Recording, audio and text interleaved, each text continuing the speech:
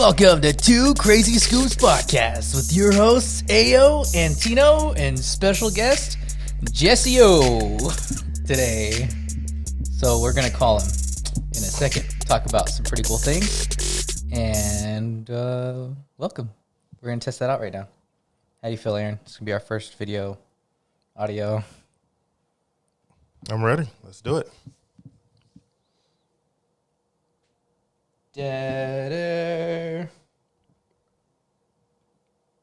What if I have like the wrong number for him? That'd be hilarious. What if I called the wrong person?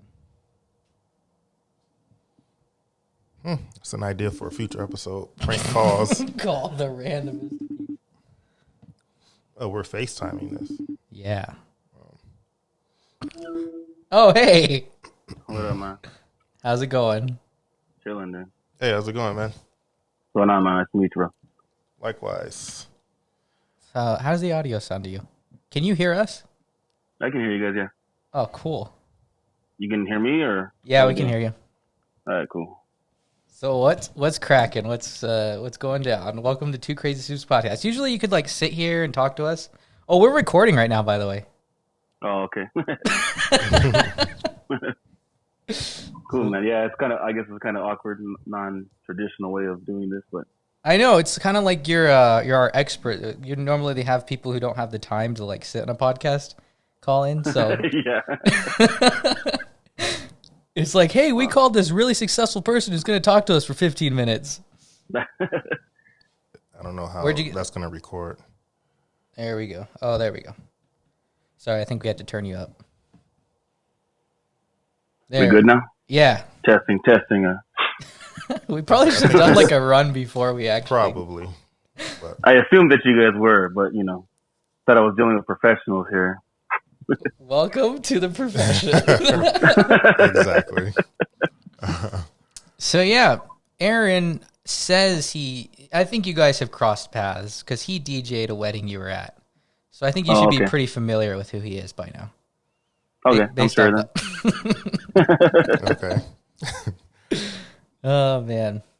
So this week, we had our beer expert, Jesse Ortega, on. I know a lot of people right now are into all that craft brewery stuff. Well, not so much because you can't go anywhere. But you can do like takeout beers now, which is weird. Yeah, that's cool. So what would you say would be the cause of that craze happening? The craft beer craze? Yeah. It's definitely before my time. That a lot of the stuff started in the 80s when, or maybe late 70s when they started allowing people to homebrew. Because, America has some very weird, antiquated laws about alcohol and liquor because of prohibition and stuff like that. And they just kind of stuck around. And every state has different laws, but, federally there's some weird stuff too.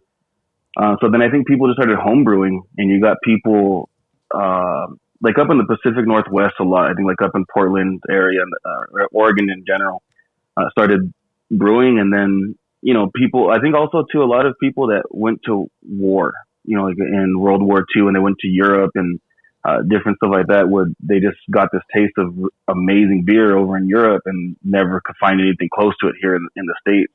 And so probably a lot of those guys got into brewing too, and when you started getting flavors into beers, it just kind of blew people's mind.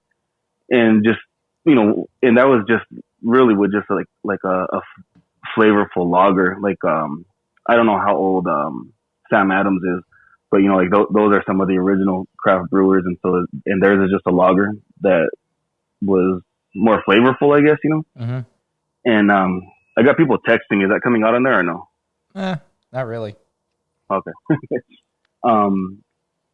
And just so that, and then different, once they got into the market or people going to a brewery, and I think it was just like a novelty thing, like, oh, hey, that's cool. Like this place makes their own beer, in the 80s. Yeah. And people got into it. And then, little by little, it became more than a hobby for some. And that just led to different breweries opening up. And as different laws started changing and people were able to get access to different stuff from around the country, I think that really opened a lot of people's eyes. Because for me, I came in, I would say, pretty late to the craft beer scene. I mean, partially because of age. I turned 21 in 2006, and just about that time, I I kind of dabbled with different craft beers here and there, but I was in college at the time, couldn't afford a lot.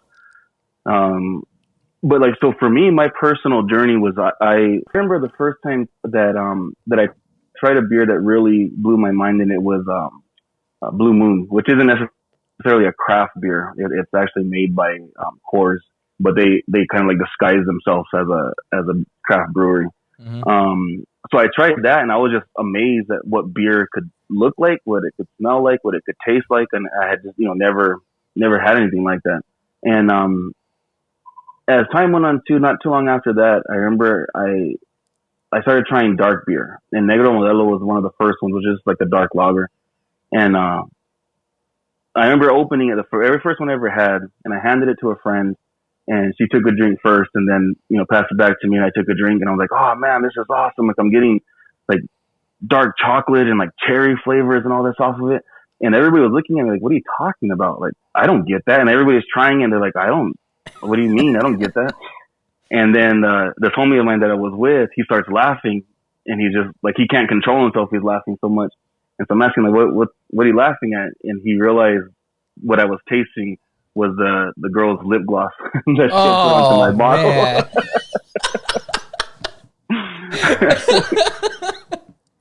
But but after that though, hey, you might be onto something though. Yeah, just put lip gloss around all the glasses, kind of like blanking. What is it called? Like a margarita. Margarita. There you go. Yeah. Yeah. So when I tried that, I was like, man, but that flavor's got to exist, and that really catapulted me into this journey into stuff, and from there I tried a lot of different Hefeweizens or wheat beers and stuff, and the German ones are really good, the American ones sucked, and then from there I went to like just darker beers in general, like brown ales and porters and stouts. And it was about 2011 that I got introduced to barrel aged stouts, which are just really big stouts that are usually 10% to 15, 16%. At the time, I think the biggest one was alcohol by volume. So when you drink like a Bud Light or whatever, a Budweiser is 5%. A Bud Light, I think, is like 4.7% alcohol. Whereas like your typical wine, your wines are like, 10 to 13% probably. And then your typical hard liquor is gonna be like 40%, like Jack Daniels, Jim Beam, that type of stuff. So, your beer is not normally above, 5 or 6% in your normal American lagers. So I started trying those big stouts that they put them in old bourbon barrels, and they would age them for, usually about a year, some of the bigger ones at the time. And from there, that really just opened my eyes to what a beer could be. And still to this day, so I'm really into bourbon as well. I like Scotch a little bit. I like tequila, different agave spirits. Like the one that I have right now is Bacanora, which is basically like a tequila from Sonora. And for tequila, it has to be from Jalisco, from I don't know if the whole state or a certain region that's called tequila, to be considered tequila, and from a certain type of agave plant. And then Bacanora is an agave plant, but very different from what they have in Jalisco. And it's from, like I said, down in Sonora and the kind of mountainous region. Mm-hmm. And so this one I actually got from a custodian at my school. They brought it over to me in a mason jar. And it's really, really great. Very different from anything you'd ever try. So anyways, back to the barrel-aged one. So from there, and then at that time, I was dating who is now my wife. And we would go, and she was from San Diego, and San Diego was kind of the epicenter of the craft beer thing. So some people may argue different areas, but I would say San Diego definitely was in the top 3 cities for really, really pushing out beer. But they were more popular for IPAs, like the real, real bitter IPAs. They kind of started that West Coast style that became very famous. So then it was really cool. We would go out to breweries all the time. And then just about that time in Tucson, I got married in 2012, and the whole landscape here changed. It seemed almost like overnight, from having, I think, 2 breweries. There was like, 3, Thunder Canyon, Barrio, which is also General Benz, on the university. And, was Nimbus one of them? And Nimbus, yeah, the monkey one, Nimbus. And so that was it. And then like overnight, man, they just started popping up. And what started out first too, when I first got here, the only place you could really try craft beer on tap was 1702 Pizza. And then the only store that really had it in quantity was Plaza Liquor on Campbell. And then around 2012, Tap and Bottle opened, and you started getting a lot more craft beer there, and then on tap, and then they had it obviously in bottle, hence the name. And with Pueblo Vida opened, I want to say 13. And yeah, 2013.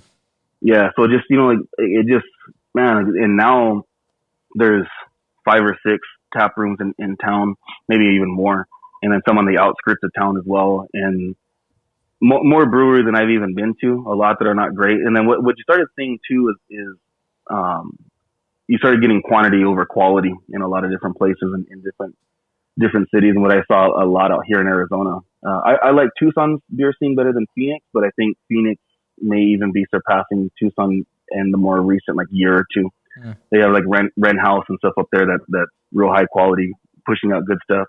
I think what really changed the game too significantly from my short time in it. Again, you got guys that I know some guys here in Tucson that have definitely been in the craft beer scene since the 80s. So, my time frame is pretty short compared to theirs.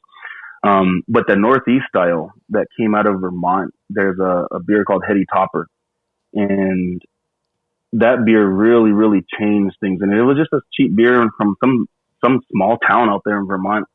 And then a couple of other places out there got it. And then I think some places like in Boston, different places got it there. And I guess it had something to do with the yeast that they were using that was really different. And so where San Diego and California in general started pushing out these West Coast IPAs that were very crisp and super, super hoppy, super bitter. This one kind of flipped that, and they were they looked dirty. They looked like bad homebrew. And there was hops and stuff floating around, because I homebrew also, and literally my IPAs look like that. My beers in general, they look dirty like that.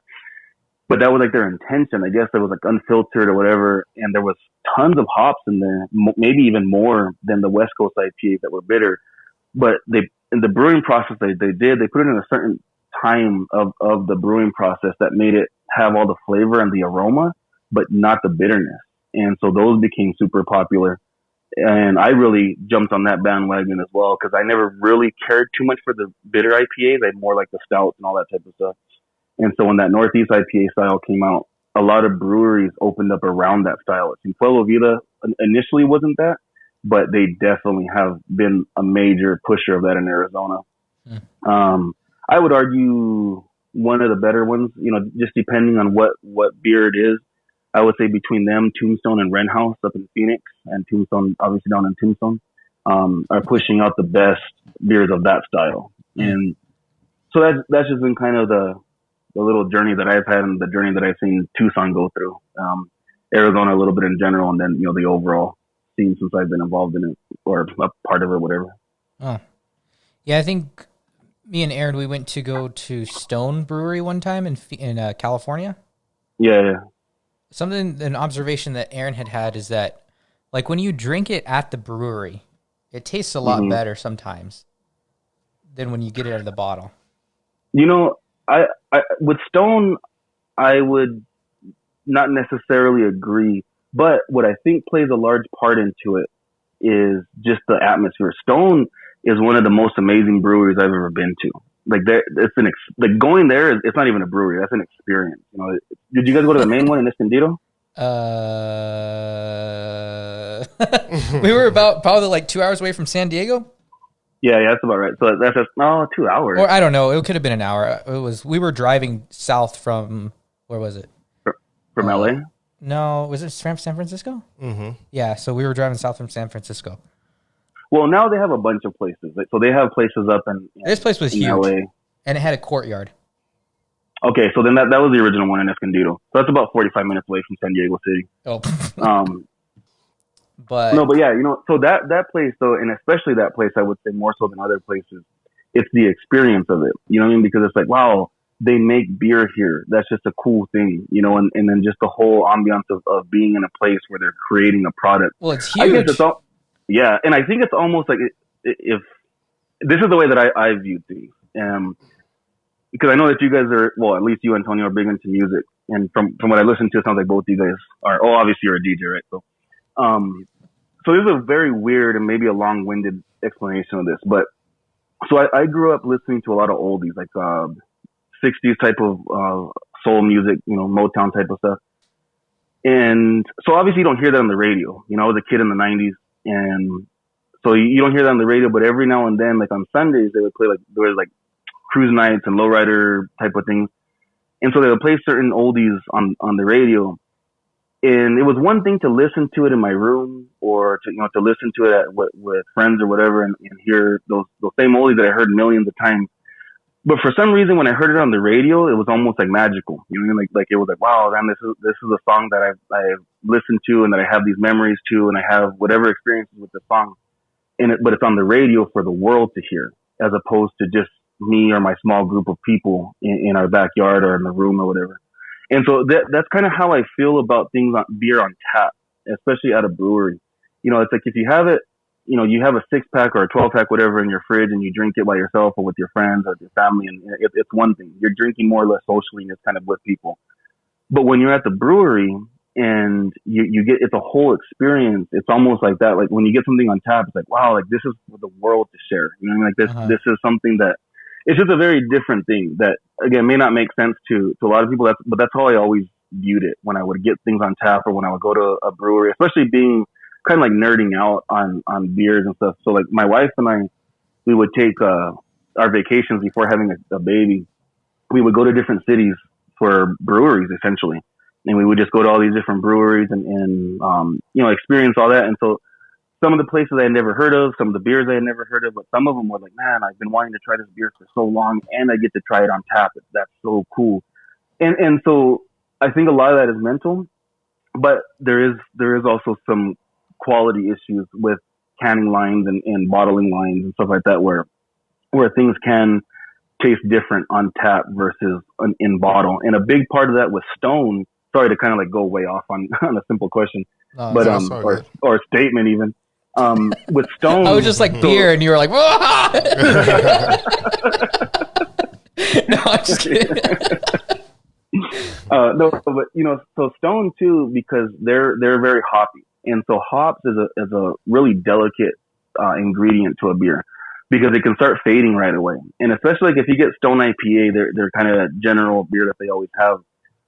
If you get it in Tucson at a Safeway or whatever, it might be like a year old. You know, I just been sitting there exposed to light, maybe even sitting out in the warm, and the bright bitterness in that beer may have faded into some malty off flavored bitterness. Huh. So yeah, so that is definitely a thing that, especially with IPAs, that you do want to be careful with, and where you're not going to necessarily get that at Tap and Bottle or Arizona Beer House or whatever, because you know that they're going to store their beer right, and they're more than likely not going to sell you an old IPA, which is also another reason why you're seeing more cans nowadays than bottles.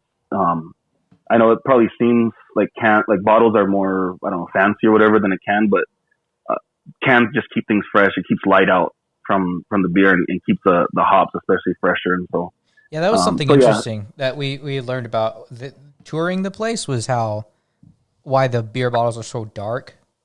Yeah, how the light can affect it. There's so many things. Temperature, you know, like you're saying, the hops, where they buy it, how old they are. Yeah. And it could screw up at any point in the process. Yeah, it's a crazy thing, man. Like those guys that are successful in the beer world, there's a lot to it. It's funny because, you know, with home brewing, so I home brew, and I would say that I'm not even a mediocre home brewer. Like most of my beer is like significantly disappointing to me. Like, this sucks. I've made like a couple that are like, oh wow, this is pretty good. But I think what happens and why there's so many bad breweries too is people homebrew, and then people come over to your pad and they're like, oh, hey, you know, here, try my beer. And they're like, oh, wow, this is amazing. This is the best thing I ever had. Because who doesn't love free beer, you know? And then, but also you're probably dealing with a lot of people. Not to say there's anything wrong with it, but people that are used to more like Budweiser or whatever. And so when they try something that has a lot of flavor, like, oh my god, this is mind blowing, But then you go and open a brewery, and it's like, well, dude, you suck as a home brewer, and then commercially brewing is completely different than home brewing. And so now you spend all this money and you open up this place that essentially sucks, So it's there's just, there's a lot of things, but it's just weird because you start home brewing and then people are like, oh my god, are you going to open a brewery? It's like, well, I cooked a steak yesterday. I'm not going to open a steakhouse. You know what I mean? Like, well, I mean, this is a big investment. That's a bigger investment than cooking a steak, though. Yeah. Well, yeah. But I mean, it's still, I mean, you think about people, well, like I barbecue meat, like I smoke meat and stuff too, And so it's like same thing. Like that takes, I do one piece of meat. It might take 12 hours or whatever. And it's a lot of investment of time and even money to do certain things. But, people try your barbecue and they don't assume like, oh, dude, you're going to open a barbecue joint? Yeah. No. You know what I mean? Like, so it's just kind of weird. Like people just automatically assume home brewing is so far out there that, why would, of course it automatically means you're going to open a brewery, I guess. In people's minds, I don't know. I think it's cool though, because you're able to express your art, so to speak, in that way. Yeah. I think so. I would say though more that there is people that are artists, absolutely, when it comes to home brewing. I'm more like a MySpace rapper of the early 2000s when it comes to to home brewing. Like, I just do it because I can, not because I should, And so,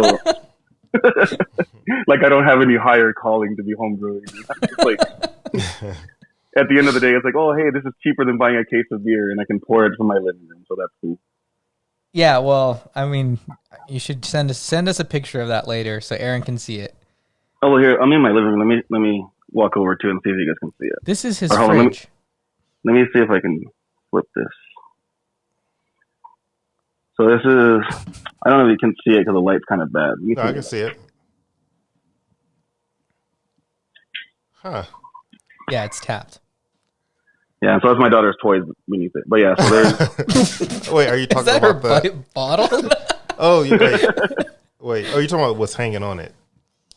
Yeah, well, that's like a little purse right there. But yeah, so these are tap handles right here. Oh, okay, and I then see. Inside is I have kegs. Right now, there's nothing in them.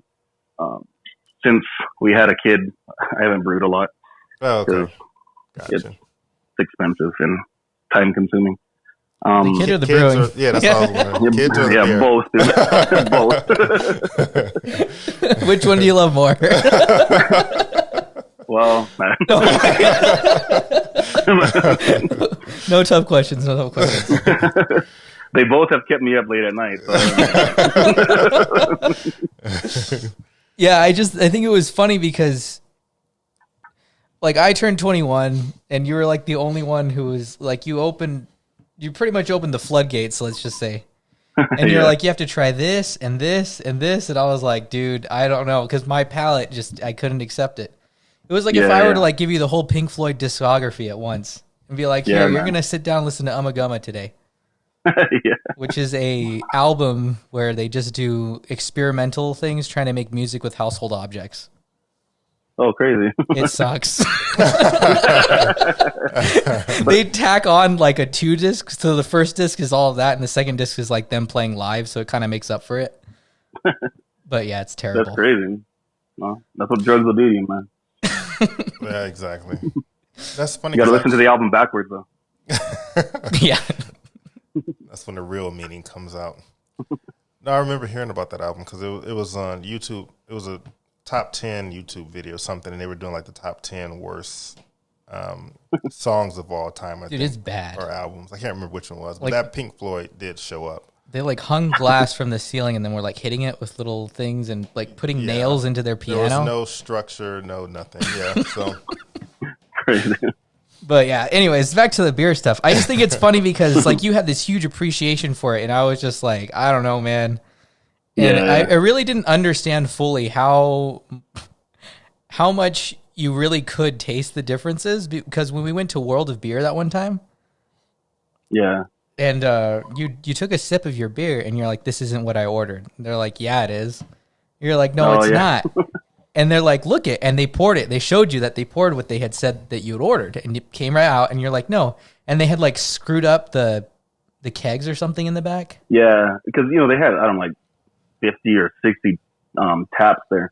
And so, yeah, so just, one of the kids that was working there, the one keg blew, and so they put in a new one.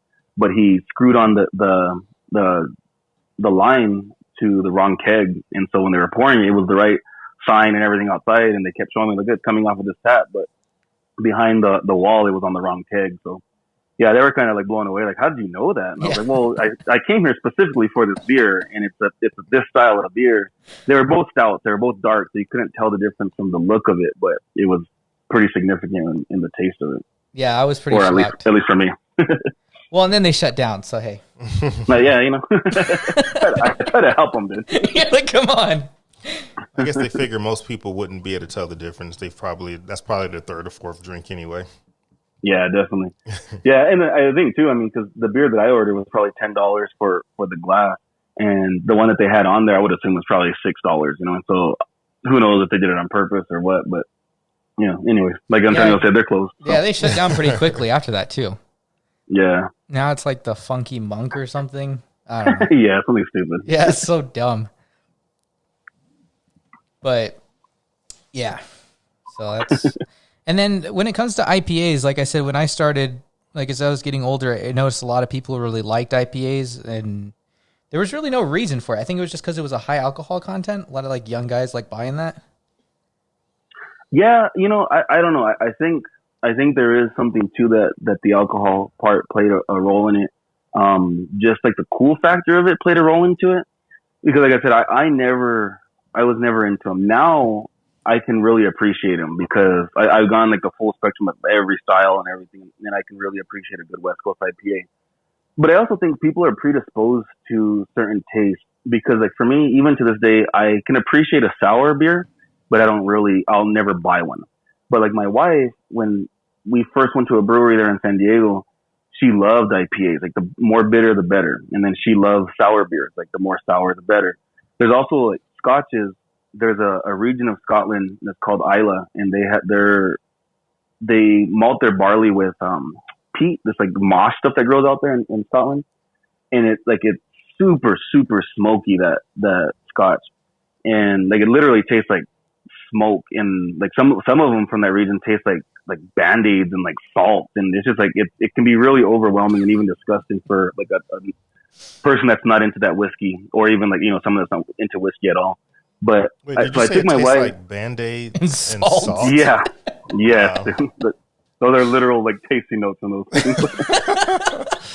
I just like how people are like drinking it, not understanding it, but in your head you have this visual of like Band-Aids and salt. But I took my wife to Union Public House up on Campbell River, and they have Whiskey Wednesdays, and yeah, well, they have half off whiskey on Wednesday, so be fancy, but it can also be cheap. So I gave her probably like 3 different bourbons and like 4 different scotches that we shared between the two of us, and she was like immediately like she tried this Islay Scotch. It was called Lafroig 10 was the one that she tried, and she was like, "Oh my god, this is awesome!" And I was like, "Really? You like that one?" Like that's it. Even the bartender was kind of like, "Oh wow, I can't believe you like that one." So and obviously she doesn't care what anybody thinks about alcohol, and she drinks with me, but she doesn't really care, about anything. And so for her to try it, she was kind of predisposed to liking really bitter IPAs, really sour wild ales and stuff like that, and then those really smoky, salty Band-Aidy scotches, So some people are predisposed to it, but then I think because you get a lot of, it's almost kind of like, oh wow, like you like the most extreme of something, and that makes you a man, or that makes you tough, or that makes you like more sophisticated within your palate or whatever. So then other people try to jump on that bandwagon. I definitely think that plays a role in it, because like I said, for me, I never cared for the IPAs, and I actually remember the first time I ever ordered a second glass of an IPA was at Pueblo Villa when they released this one double IPA, and that was the first IPA that they started doing that was starting to get into that Northeast style, where it was less bitter and more hot flavor. And so that was the first for me. And so that's when I got into that style though. But again, that West Coast bitterness IPA really wasn't my thing, but it was was super, super popular. It was by far the most popular style of beer. And I think just because of that too, people were like, oh, craft beer. And the first thing that comes to your mind is IPA, just because you always hear it. You don't necessarily know what it is, I guess. But yeah, so I don't know. There's a lot of factors that come into it. I'm sure, same thing like in any other niche market, there's just certain things that stand out and people jump on the bandwagon of it. Yeah. Can you tell us the lore of the IPA? No. No, I don't. One time you told me this grand tale about ships and. Oh yeah, that's right. Okay, yeah. So how it started, and I believe it to be the truth. I don't know. I guess I never really looked too deep into it. But how it started is because when Britain had their vast empire, all the soldiers would go over to India. And by the time they got their ale over there, it was spoiled. It was just bad from that trip. And then, it's cold and wet in England, and then it's hot I don't know if it's humid or whatever in India, but it's hot in India. And so it would go bad. So then what they started doing was they would add a lot of extra hops as a preserving agent to the beer, and then bump it up a little bit in alcohol so that it could last that trip, and then they could have it to drink there in India. And so, which is weird because, like I just told you guys earlier, try not to drink an old IPA, maybe 3 months at most is what you want to do because then the hops start fading. But for the original intent of it, the hops were there to drink it old, because it was as a preserving agent. And so I would assume, I don't know what the trip is from England to India. I've never been there. But, on a ship and all the temperature variations and all that stuff that it goes through, they're probably in oak barrels or whatever. It's that hot flavor, that bitterness, I'm sure is completely gone away by the time they would get to India and drink it. And also, if you try an English IPA, I guess, they're not anywhere near what you would try anything from Stone. And even like the earlier IPAs from the East Coast, were darker and a lot less hot. So what Stone did really, and I would say that Stone was the first one. I might be wrong, but I'm pretty sure they were the ones that really invented that style. They just went crazy on the hops. They're like, oh, hey, so here's this hop that makes this beer taste good. Let's put a bunch of it in there, and like everything American, it's just kind of like, let's overdo it. And that's just kind of how that thing started. But yeah, so that was the history of it. The English soldiers wanting their beer and it would spoil on the trip to India. So they use hops as a preservative. And fast forward a couple hundred years and Americans took it to a super extreme. Level 10. So since you're like brewing and stuff, and you've talked a lot about hops and preservatives and all that stuff, can you give us kind of like the rundown of what you kind of have to go through in order to brew a batch? Yeah. So, I mean, the way that it goes is usually it's timed like 60-minute boils and stuff like that. So you get your water up to a certain temperature and then you get all your grain, whatever you're going to use. Usually like some kind of pale malt, and then there's some other specialty malts that you can use. So you pour those in there, and then they boil for an hour. So once they're at that temperature, you get it back to that temperature. They boil for an hour, and that's when you start putting your hops in there. And so a lot of the hops, the earlier you put them in there, the more bitter the beer is going to be. And the later you put them in there, the less bitter, and I would argue more flavor would come out of it. So the initial reason for hops is because what you're doing is you're pulling all the sugar starches out of the grain, and then you discard those grains, and then that's when it boils for an hour. So it's just like sugar water basically. So if you drink it like that, it's just going to be disgustingly sweet. So they put the hops in there to balance it. That bittering agent balances that sweetness, and then it tastes good. So again, just Americans taking it way too far with like, okay, that's awesome. So let's put a bunch of it in there. So again, so you boil all the grains, you get until all the sugars are out of it, and then you discard those grains, and then you boil that water for an hour, depending on what style, but that's the general rule of thumb. And so you put your bittering hops in there at the very beginning of that boil, at 60 minutes, and then depending on whatever the recipe is, you might put some in 15 minutes and 5 minutes in, whatever. And then for a lot of those, especially those Northeast style IPAs, you put hops in when the boil is over, and you might even secondary hops, which means when the boil is over, everything is done, you cool the wort down. It's called wort, that sugar, water, whatever, and all that stuff before it ferments into alcohol. It's called wort. So you chill that down to a certain temperature, whatever you want, probably like around 65 degrees or something. And then you pour in yeast, and then that yeast will eat those sugars and turn it into alcohol. And while it's doing that, that's called the fermentation process. So that usually takes a couple of weeks. Lagers take like 6 weeks. Ales are usually done in a couple of weeks, 10 days, 14 days.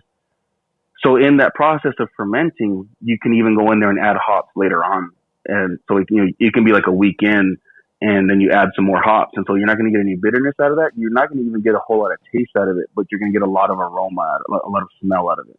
Mm. And so, if you know anything about, cooking or anything, like your taste is greatly affected by your smell of things. So when you're sitting there with your glass, that's why there's like different shaped glasses and stuff. My wife was making fun of me because she walked out and she's like, "What are you doing?" Just talking to my phone. Yeah. Somebody finds me interesting. Okay, let me speak. Yeah.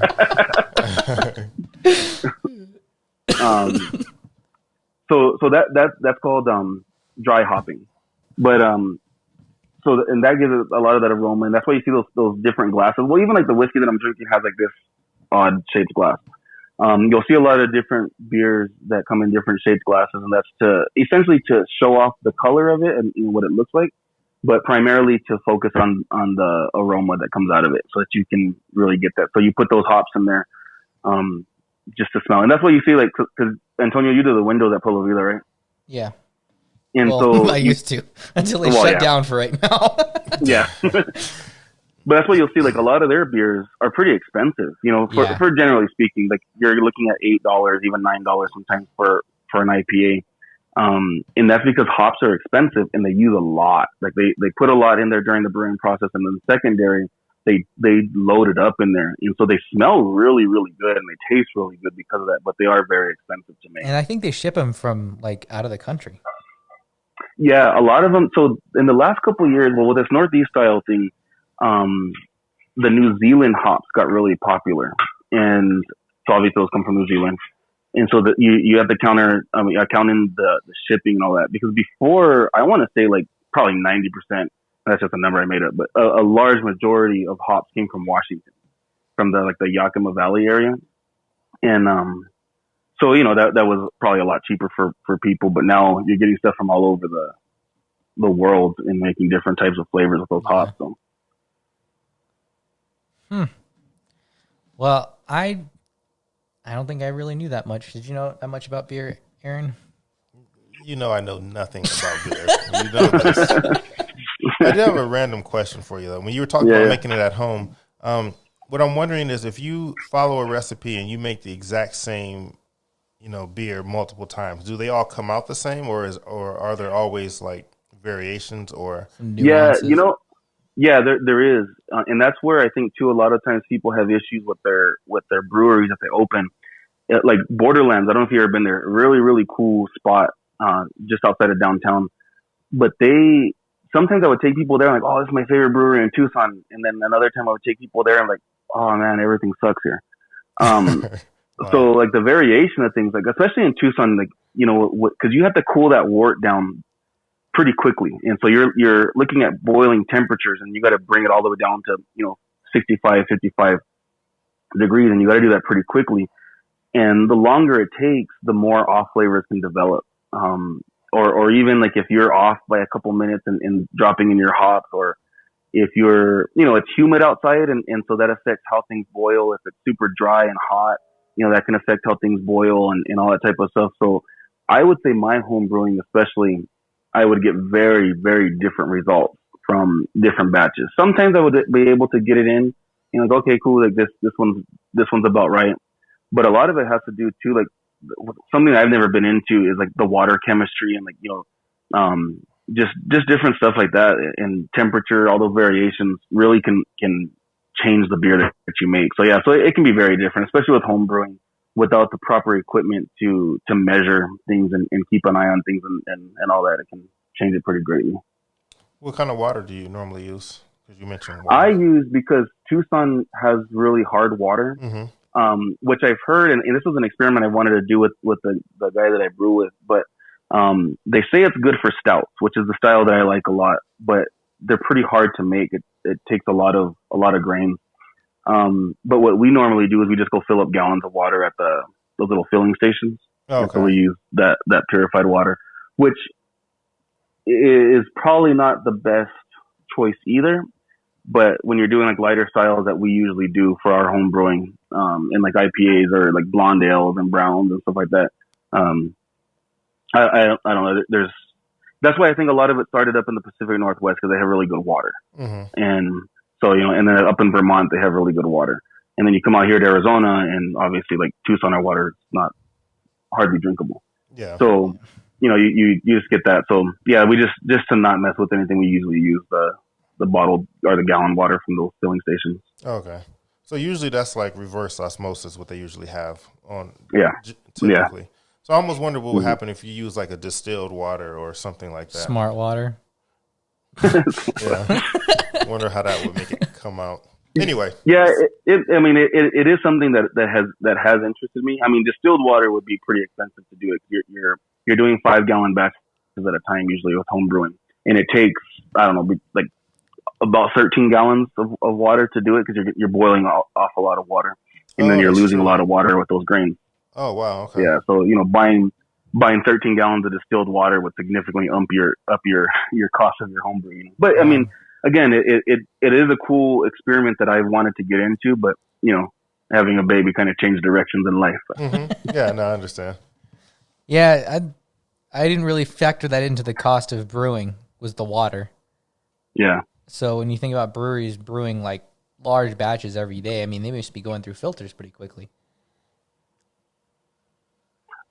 In Tucson, I would assume, yeah. There are other places that they pull it straight from the tap, or like from freshwater sources, springs, rivers, whatever. That would probably be.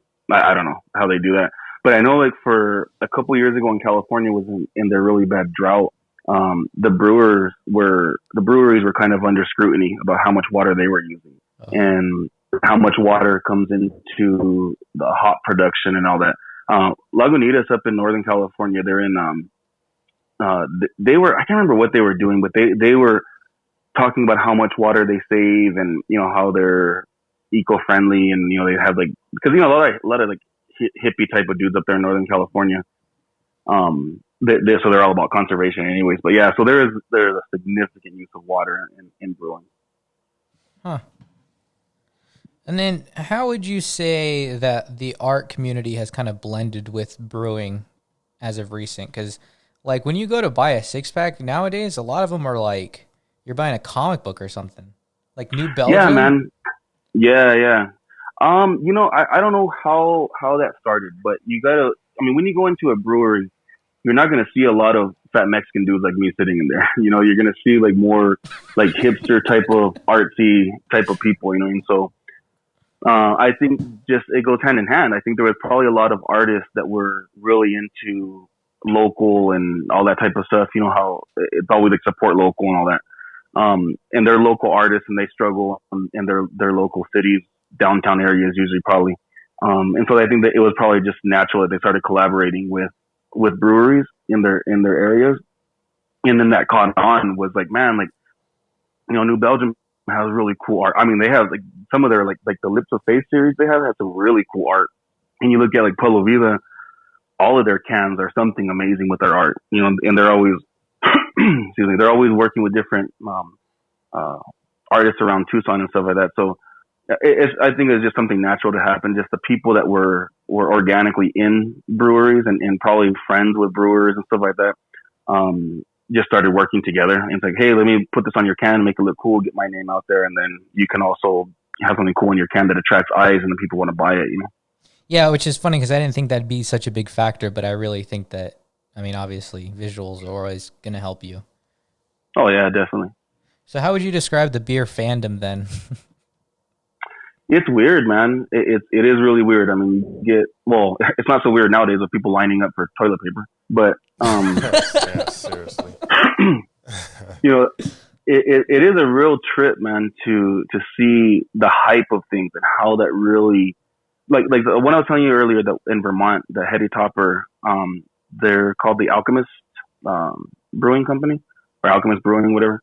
They're a super small town in Vermont, and the city shut them down because they were causing so much traffic in that small town. Like, people were just coming in and messing up just blocking up the streets and then parking everywhere just to go get that beer.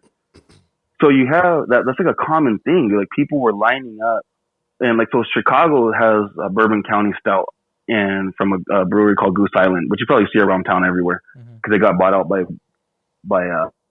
Anheuser-Busch, the Budweiser people, in like 2011. But people would line up, every Black Friday. So after Thanksgiving, and after Thanksgiving in Chicago is pretty cold, but people are out there and they're lined up, all morning, probably even in the night before, just to get that special release beer. Now that beer sits on the shelves because it's distributed everywhere because of Budweiser. But so you have a lot of people like that they'll line up for beers, and then they start trading around the country. Like, oh, hey, I got this beer, I'm here in Arizona, so I can get these California beers. So like, one in particular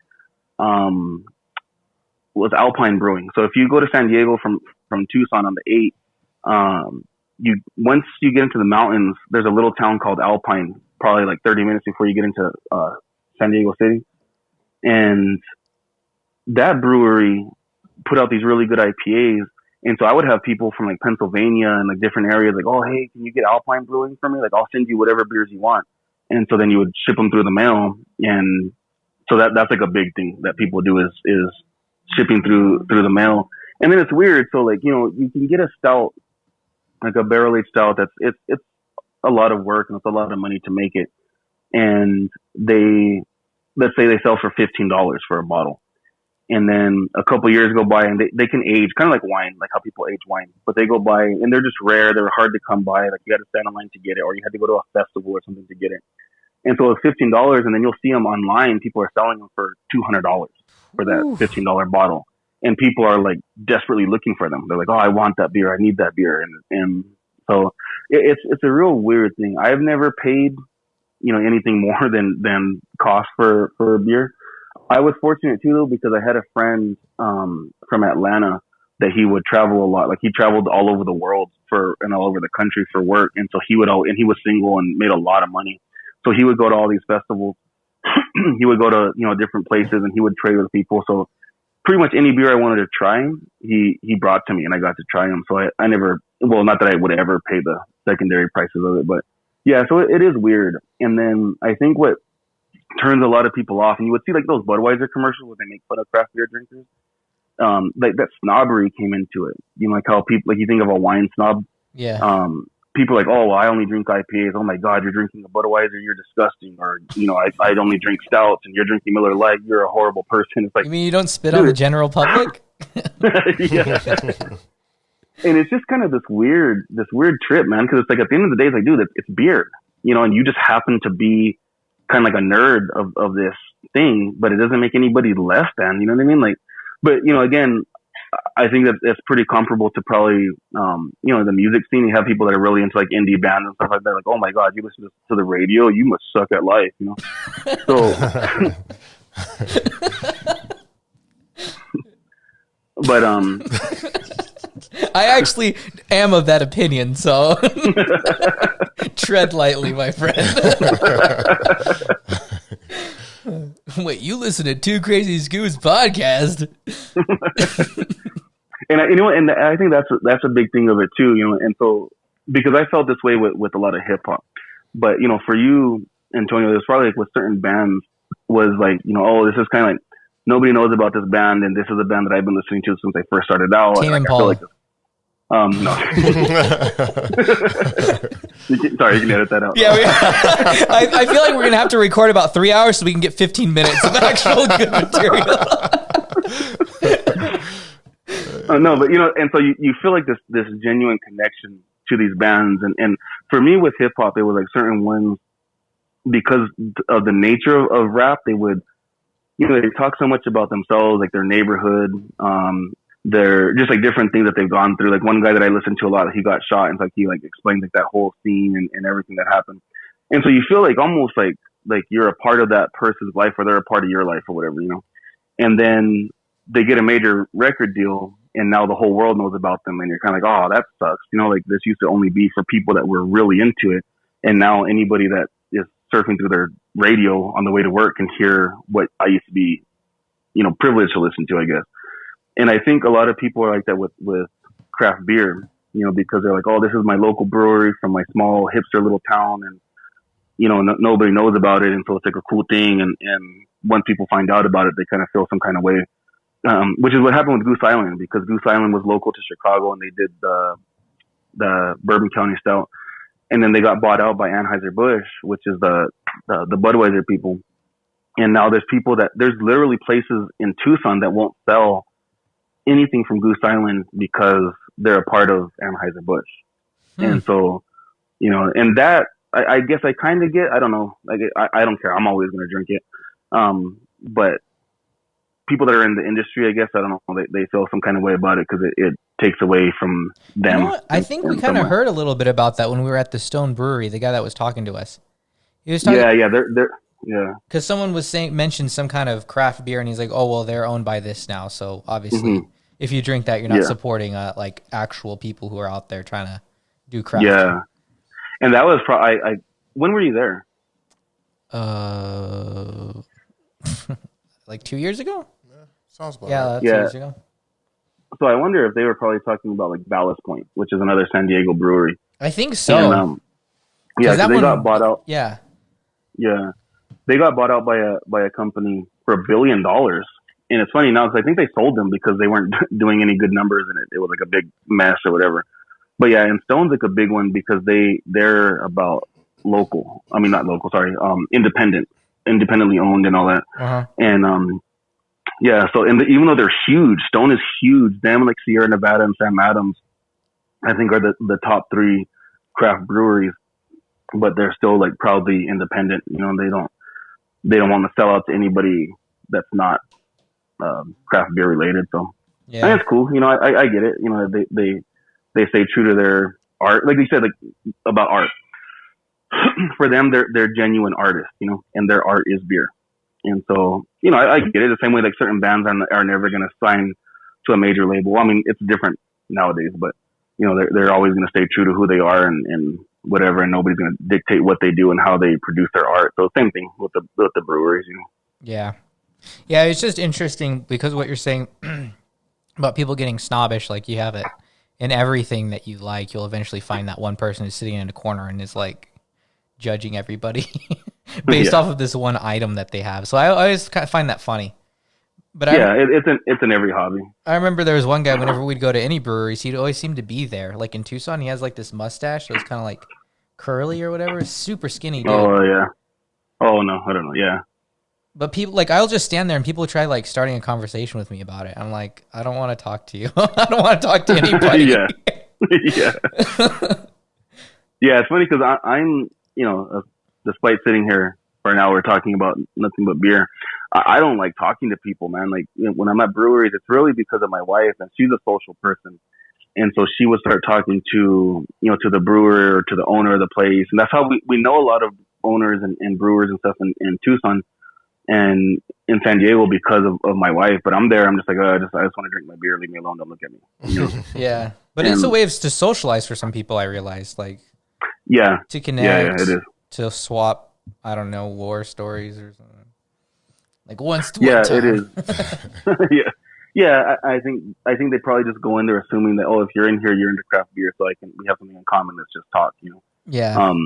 And if you're a social person, that's cool. Like my brother-in-law, he's super into that. Like he loves talking to people at breweries and stuff like that.